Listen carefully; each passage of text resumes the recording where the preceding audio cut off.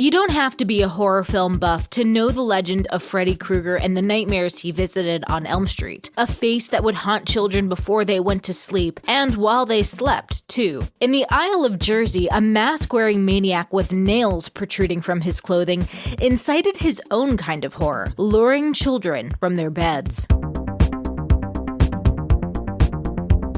I actually think we're going to enjoy this one. Is it a blue raspberry? Nope. I kind of want to throw that in my monster. It kind of looks, it reminds me of blue jello, which I love blue jello. Can we just go ahead and get on with the surprise shot so we can try this one? Yeah, who's it for? This one's for Megan. Megan. Megan. Surprise shots. Surprise shots. We don't know what they are because they're a surprise. I still can't believe I just thought of that off the cuff. Actually, I can, but like, it's pretty catchy. It was good for our first thought. No, that was since episode 2. You didn't do it on episode 1. No, we didn't have a surprise shot during episode 1. I think because episode 1, we recorded for like 8 fucking hours because we know what the fuck we're doing. Well, we still don't really know what we're doing, but... This smells good. It smells like an icy. Cheers. Cheers. Cheers. Ching, ching, Ching. ching, ching. Oh, I like that. I could drink that. Like straight. What is that? Oh, yeah. You want to guess? I don't know. Popsicle something. Berry lemonade. Smirnoff. I like that. As Smirnoff. vodka. Yeah. You know what? That was delicious. I thought about getting myself a Margaritaville thing so I can make we frozen should just drinks. see if John's dad still has. Did I ever tell you that story? Yes. Yes. It's epic, actually. Yes. But that would be great. Like, we could make like an icy. Oh Like my with God. the frozen ice with You that. should ask my mom about that. She'll be Should like... I ask your dad? Do you guys have a margarita? No, my maker? my dad won't, like, probably not... He'll deny it or pretend not to remember But it. if they still have it, I'll pay them No, for it. they don't have it. Oh. Well, I'm going to get something similar. You should look and see if they have it on like Facebook Marketplace or something. Yeah. Well, just buy one at Walmart. That's where they sell them, right? I'll look on Amazon. I think they're not too expensive, but they're like... First, what I need to do is get a real blender because I don't have a blender and I want to start making smoothies. I love the we have an old blender. No, we don't. It cracked. But I do like the bullet a lot more than the Ninja because you can just keep Take it in the the cup as it goes and it blends really well. Yeah, I'll have to get one. All right, welcome to Talk Murder Me. This is a sort of a short episode. Definitely want to go to talkmurder.com. You got to see this. I thought he was going to say definitely want to go to Taco Bell because I feel that. And all. You know what was funny? I was also craving that earlier today, but we've got food. Yes. I'm trying to help us by Yes, I need buying food I need to for be- us so we don't order out every single Sunday. Yeah. This is our second Sunday in a row that we aren't. Yeah, I know. I'm trying. Yeah, and it sucks. What the fuck? I'm hung. No, I like it because I can come here and have like a good meal. And like. We had the chicken pot pie last week. Mhm. This week we've got it's different than lasagna. I don't like this. Well, I'm just kidding. Screw you. You take care of dinner. Go ahead. Fend for yourself. Provide for us. Look at me. Don't you smile at me and expect me. Don't you do that. This is not Russia. Do not smile at me. All right. So, before we get started, I want to shout out some comments on the blog, talkmurder.com. That's where I blog. If you leave a YouTube comment or whatever, which I need to start putting out the YouTube snippets again. Erica says on the Flan and Lighthouse. I love that one. Yeah, that was a good one. Did you like that one? Yeah, I did. I think that the movie that we watched, though, I think that we needed to watch the other one with Gerard Butler. Yeah, it was probably more accurate to the story. It was still good. I know. Just bizarre. It was wackadoodle. I was like, what the fuck is happening? I feel like as he's getting older, he's making these weird artsy movies. Who, Robert Pattinson? No. Both. No. William Dafoe. William Dafoe. Robert Pattinson's the next Batman. I can't wait for that to come out. Hey guys, totally agree with Jen 1000%. Fun size candy tastes gross. Yes. What? Yes, I remember It's the same that. fucking shit. No, it tastes different. That's like the people are like, oh, the Twix are made in different factories. Remember that was a big thing? Yes, that was a commercial. I almost feel guilty because it sounds like the argument that character macaroni and cheese tastes different than the regular noodles. But the shapes. You I think know, the shapes do taste different? not that they taste different, but they add a different flavor palette on your tongue. I think the way you absorb. See, I The don't. sauce. I don't. High. No, I don't think they taste different. But the fun size candy does taste Dude, different. it's the same shit. No. What the fuck? No, because you get smaller. Like the proportions are not correct. She didn't say anything about my fun size. Remember I said they should be called mean size. Oh yeah. Especially the Reese's. I have no idea why, but I refuse to eat them. Side note, I also think white chocolate is fake and so gross. You and I are not friends anymore, Eric. I love white chocolate. Well, white I didn't know chocolate you is loved white chocolate. It's not chocolate. it's made Oh. it's made from chocolate fat. Well, what's the cookie and cream bars? Yeah, That's white chocolate. well, that's what I like. I do love yeah, the those are cookies good. and cream. I like those. But That I is a won't- good candy But bar. I don't usually eat white chocolate like alone. In regards to the story, does anyone know if this story is where the phrase, quote, the wreck of the Hesperus, end quote, comes from? Probably because the captain's ship was called the Hesperus. I don't. But I've never heard of that. I've never heard that phrase. And I feel like you just made that up, but that's cool. She says, my nana always says that if someone Well, looks could be Nana too. my nana always says that if someone looks tired or sick, would be interested to know. That's really interesting, actually. I do not know. I mean, the ship, the Hesperus, was the ship that captain was driving, boating, Commanding. commanding, Thank you. but it didn't crash, at least here. I didn't go into the history of if it crashed later down the road, but maybe it did. Maybe St. Flannan got aboard, crashed it. Holy shit. That's crazy. And she also says, John, and there's no H in my name, so obviously you're not talking about me. John, I am officially requesting the story of Christopher McNabb and Courtney Bell in Georgia. I know these people through family, and it is one of the most messed up stories I've ever heard. Well, apparently you haven't heard our Red Ripper story we just did. Well, no, she hasn't Stay because I've already done it. Missy says, I just found this podcast and I'm loving it. There's an interesting case about the West Memphis 3. Yeah, I'm not sure if y'all covered it yet. It is highly publicized. Yeah, I was going to do it. My mom brings it up every time. She's like, oh my God, this episode of True Crime Garage was so good. I'm like, Mom, what the fuck? Stop telling me about these other fucking podcasts. You know what's interesting though is that even though there are other true crime podcasts out there, and even if like people cover the same cases, it's always different. So different. You know, the way that Yeah, like I cover them correctly. yes. I'm just kidding. You know what, John? I appreciate that you don't just look at the headlines. Yes. Well, I will say that I don't listen to podcasts at all, but I feel like a lot of these true crime, because they always like have the girls drinking wine or the guys drinking beer, and they always just pretend, dude, we actually get sloshed. So tonight's story is for our good friend Malachi. Like I said, this Talk Murder to Me podcast. I'm sitting here with Jen and Nicole, and you can find all these photos on talkmurder.com. You definitely want to see it 100%. Let's get started. Very short case, not even a murder per se, but it's still extremely interesting. So let's get on with it. And there's Katie and Christopher on live chat. Thank you guys for joining us just in time.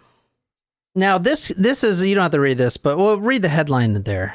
Girl was trussed up and raped, court is told. What does trussed up mean? Like dressed up? Well, so I should say, tonight we're going to the Isle of Wight. Oh. Tell us about that, Nicole. Do you know where that's at, Jen? Is it in the United Kingdom? Sort of. The Isle of Wight is an island off the south coast of England. It's known for its beaches and seafront. Promenades. Oh, I thought it said pomegranates. No. Dinosaurs still walk here. Holy shit. Oh, wait, it didn't say that. What does it say about dinosaurs? Dinosaur remains and fossils can be seen in areas like Compton Bay. Can you describe your new boyfriend? Oh, no. He looks like the statue of David with a skin faced on. Oh, man, that's a beautiful sight. I don't like that at all. You know, this is a mask, right? This isn't. Is this a human flesh mask? I don't like this. Can we move on? This is creepy as fuck. Tonight we're talking about the Beast of Jersey. This is a beautiful picture. I love this mask. So can you describe this mask for our audience, Nicole? It looks like there's a crown on top with rope, fake hair. It's a wig. A wig. It looks like it's taped onto a statue. Like the eyes. This might either be the detective of the case did wear it, but for some reason, I don't know why he put it on, but the pictures I'm going to show you, it is on a mannequin. This is the full suit. So it's a full costume. Oh, no. Wow. So describe this. Y'all don't just be like, wow. I mean, it's like there's a mask and it possibly is human skin. I'm not... I don't know. I don't know what to make of this. Obviously, you've never wore human skin as a mask. That is correct. That is an accurate statement. Yeah. 100% true. All right, tonight we're going to the island of Jersey, not New Jersey, but Jersey. In the UK. Jersey.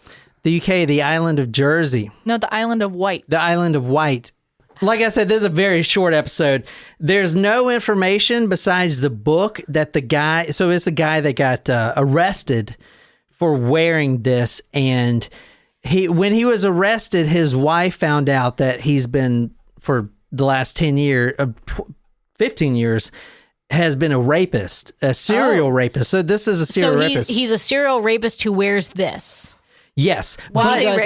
out. Yes, but... Ooh. Well, there's more to it we're going to get into, but the only book about it, the only real source, and I've scoured newspapers, like the one that I just showed you, there's nothing, man. There's nothing on it. The only real source is the book of the wife or the ex-wife, once he fucking did this. She wrote a book about it, and I wanted to get it, but that shit is fucking $500. On like Amazon, and it's nowhere else. You can't fucking print it or whatever. It's not on like all those dark sites that I'm always downloading shit from. So it's like, fuck it, you know. He would wear this costume. Who do we even know who this person is? Yeah, no, we know who he is. So we're actually... look at that spike bracelet. Is that human skin? Jen, very good. Say that again. That spike bracelet. It's like 90s... Yeah, like punk rock type of shit. Yeah. Those are actually nails. So did he attack his victims with them? No, but I did see in one report that he wore them in case he was arrested. Because if a cop grabs your arm, he's also got them on his shoulder too, the nails. I'll show you in a second. But if a cop grabs your arm, that shit's going right through his hand, dude. Yeah. But those are real nails. Those aren't like punky Hot Topic. Or what's your mom call it? The circus? No, the circus is the parade. The parade, which is the people that walked around the mall on Friday nights. That was the parade. And yes, Which is like your sister, right? No. They frequented Hot Topic. I buy all my clothes at Hot Topic. The one that says "Daddy's little slut" on it. Stop. I did buy some piercings at Hot Topic, like some earrings at Hot Topic. I want to get another piercing, I think. We're actually going to Jersey in the UK, July 10th, 1971. He wasn't wearing this at the time, but he was arrested wearing this. And the reason he was arrested is because the same night there was a body found. Now, he, like I said earlier in the last episode, I believe, he didn't actually murder anyone. He is just a serial rapist. And that is why, and he didn't know about it, obviously, because he wouldn't be out. He was actually coming back from what he told the officer was a, quote, sex orgy. And this stuff was in his pocket. So all of this stuff was stuffed in his pocket. The car that he was driving was stolen. This was July 10th, 1971. So it was a roadblock. They were trying to find the killer of this random little girl. And I didn't get into her case because this is not the person who killed her. But this guy just so happened to be driving a stolen car, and he he fled the roadblock, when they tell you to slow down or whatever. He thought that the whole thing was there for him, and it wasn't. So he fled, he sped away, and then that's when the police chased him, brought him out the car, and that's when they found the mask. That's when he's arrested. That's when they started questioning him. It was like, what are you doing with this mask? Oh, I'm coming from a sex orgy. And then once in questioning, they started to figure out that this guy has been raping numerous children for the past 15 years. Terrible. So, yeah. Detective Inspector George Shuttler. Now, he was the main guy that his whole job was to find this man. He said, quote, I had nightmares about him and I had dreamt about him. He looked exactly like the man I knew I wanted. It was a tremendous relief to know he had been caught. So like I said, he was driving a stolen car. I saw another report that he looked down beside him and saw a raffia cross from Palm Sunday. I'm not religious, so I'm not of that religion, so I don't know. And it upset him, so he sped through a red light. But then another conflicting report said that he sped through a police checkpoint, so either one of those. Officers noted that on his jacket that he was wearing, he had nails protruding, which I'm going to show you. Actually, you can see him right there in that photo. Look at the lapel of his jacket there. Do you see on the... Oh, yeah. Yeah, you see those? Those are the same nails. And on his wrist, he had the armband of nails. So you definitely want to see this photo at talkmore.com. It is Jen's background on her computer. It's creepy, man. It's creepy. It is creepy. This is not human flesh at all. It's plastic, but the mask is fucking creepy. Michael Myers-esque. Yeah, very Michael Myers. And it comes with a wig. It comes with a wig. You could get the wig that goes on top, and the mask is just scary, man. It's fucking scary. It's just so fucking scary. But there's a specific reason that he wore this. Now, this is the guy that was arrested. So, oh, wow. Yeah. Looks like a nice family man. Exactly. Dapper man. This is the guy that every time another rape occurred, he was in the pub like everyone else saying, I'm going to fucking get that guy. Who is this guy? He was the first one to always say that, and he just wanted to revel in it. Now, I mean, you see him here, happy family, child, wife. It looks like he's dapper looking. Like, this isn't the same guy, but apparently it is. This is a closer up the bracelet there. You can see, look at those fucking things. This is on a mannequin. So like I said, you got to see this mask. It's creepy, man. Yeah. It's so fucking creepy. Now, if you want to read this, Naquiz, this is from the Evening Standard, 13 December 1971. It was stated that Mr. Paisnel wore a jacket with 1-inch nails protruding from it and nailed wristbands when he was arrested by police after a car chase. He is alleged to have said that he was going to an orgy. Detective Constable Barry Simpson said that Mr. Paisnel told him that a mask and wig he carried were used at meetings of a secret society to which he belonged. The society held the orgies. Yeah, so I probably should have mentioned his name. This guy his name is Edward Paisnel. I believe that's how you say it. His wife, Joan, which you saw the picture there of his wife, Joan, she actually is the one that wrote the only book about this case. This case isn't really well known. It probably wouldn't be known at all if it wasn't for the mask, to be honest. In fact, I had a real hard time finding any newspaper articles about this prior to him being caught. They would hardly ever mention the mask. And the reason that is very simple. Where he was doing this is called the Holiday Island. Tourism is the makeup of the economy here at the island. They didn't want this shit getting out, especially this creep fucking with his mask. Holy shit.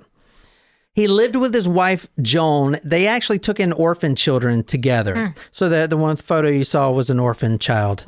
He lived with his wife, and the town is actually spooky in itself. Grooville. Grouville. Grooville. Freaking creepy. When they raided his home, this is his home, pretty nice home. Yeah. In the back, behind a secret cellar, he had a whole shrine set up for Satan. And he was black magic worshiping.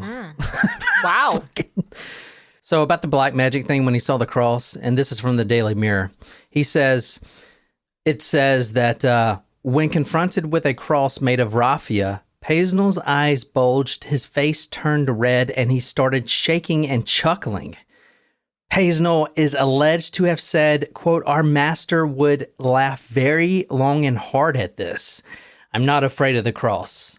There is a much more powerful emblem than that. Our cocoon is getting larger. Your world is shrinking," end quote. Freaking nuts. But at night, Jekyll became Hyde. It's talking about how good of a dad he was and a husband.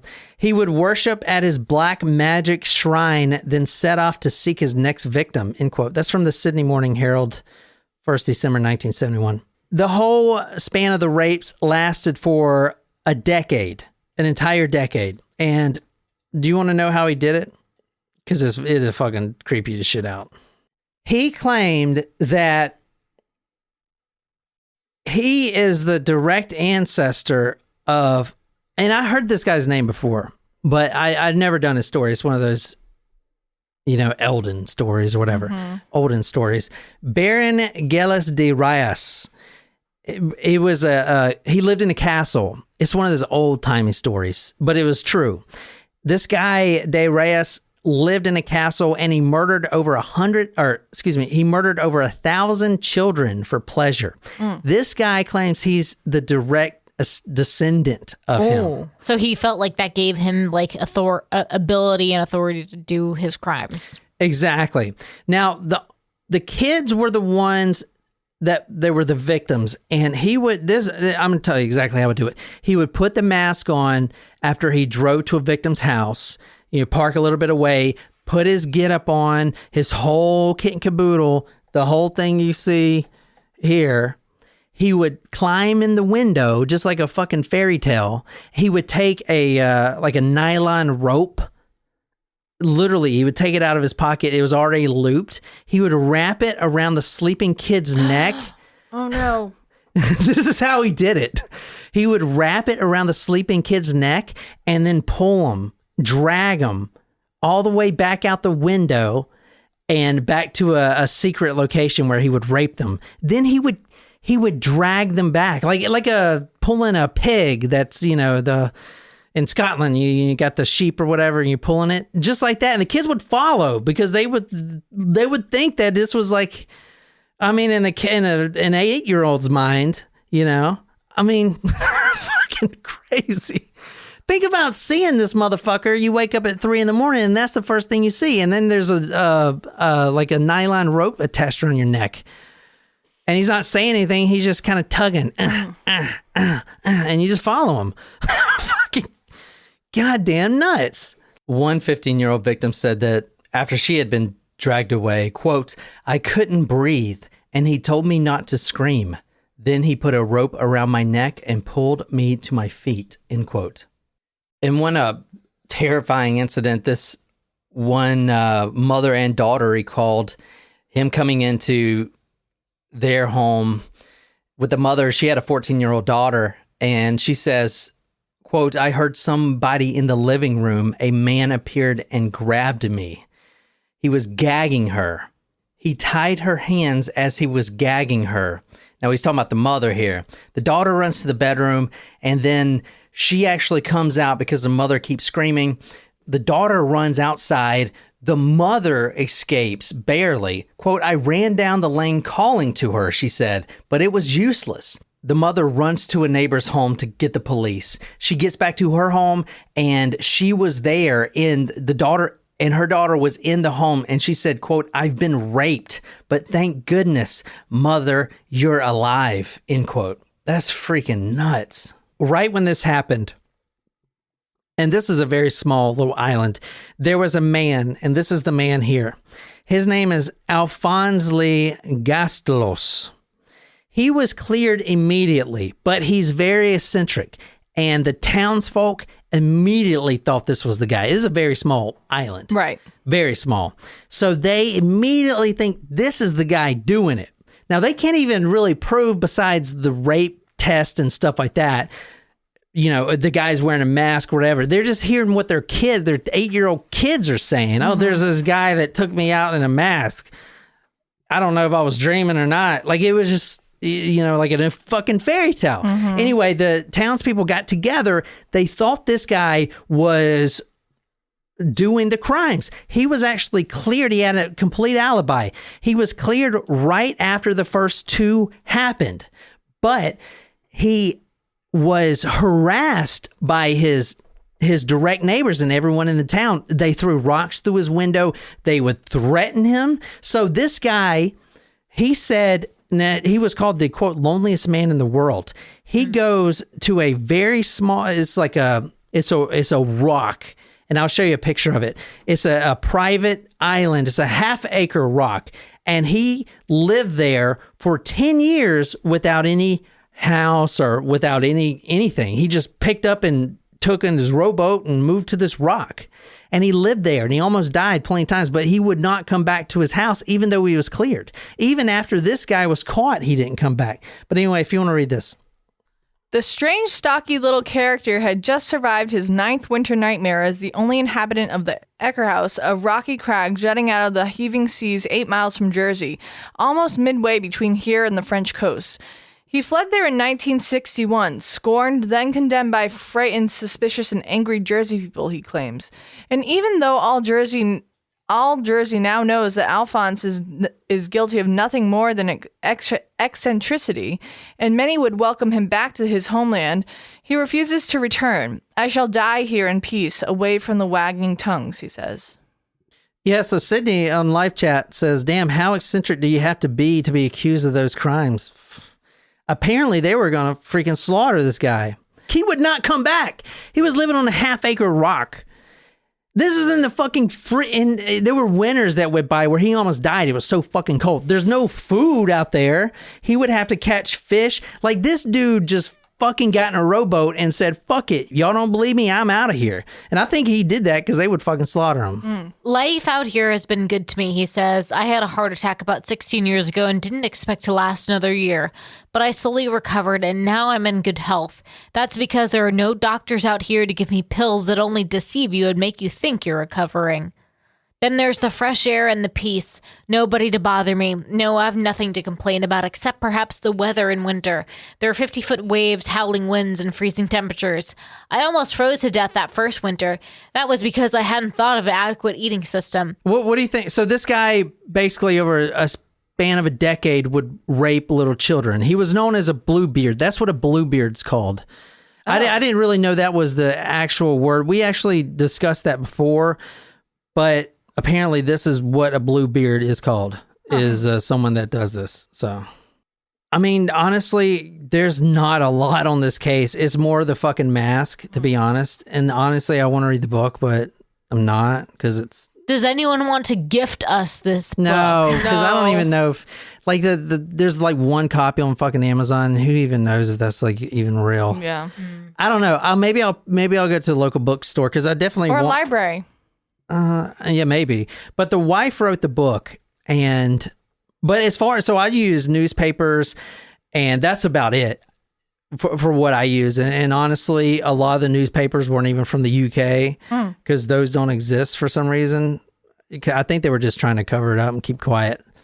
But so anyway, he pled guilty on charges of children from 9 years old and one married woman. Oh, one 11-year-old girl had scratches on her back. Now, that was from the nailed wristbands. He was found guilty of 13 sexual offenses. He received 30 years imprisonment. The Attorney General, Mr. Peter Krill, said, quote, a cunning and hideous man who had deliberately gratified his lust for young children as and when he liked. Now, that was from the Evening Standard, 13th December 1971. They were talking about in the paper that 400 years ago, he would have been put to death for the rape because 400 years ago in this area, rape was a death sentence. Ow. So, So, I mean, guys, there's besides the mask and shit, you ain't gonna find any more information on this. Thank you, Malachi, once again. Yeah. The guy, the one that went to the island, Alfonso, is actually really interesting. They said he was serving a life sentence in solitary confinement on his own will. He lacked any fresh food, meat, fruit, veggies, very harsh winters. He said as soon as he was accused, he came back home. His home was ransacked. The one his family's been there for generations. Home was ransacked. He would get spit on, rocks thrown at him and through his window. So he just got on a rowboat and left. And honestly, look at the dude. He doesn't look freaking happier, right? No. He's on his rock. There's like nobody. It's like a fucking rock. Yeah. Oh. Crazy. I mean, that's like the ocean behind him. Yeah. I mean, to survive out there, man. Anyway, honestly, guys, it's nothing more on that case, man. I can give you. I want to, but wow. I'll put all my sources on talkmore.com. It's basically I use like 6 or 7 newspapers to do that story. But besides the mask, which you definitely want to see, that's the Beast of Jersey, Edward Paisnel. Maybe one day I'll get the book. Yeah. So anyway, if you guys are staying on live chat, Nicole's going to do a quick story for us. She's going to do the Sugar Babe, Goodnight Sugar Babe case, and I guess we'll get started on that one. But for this episode, for the podcast listeners, but for this episode, I hope you guys enjoyed that. I'm sitting here with Jen and Nicole. My name is John. This is Talk More Movie Podcast. Until next time, good night, you lovely, lovely people.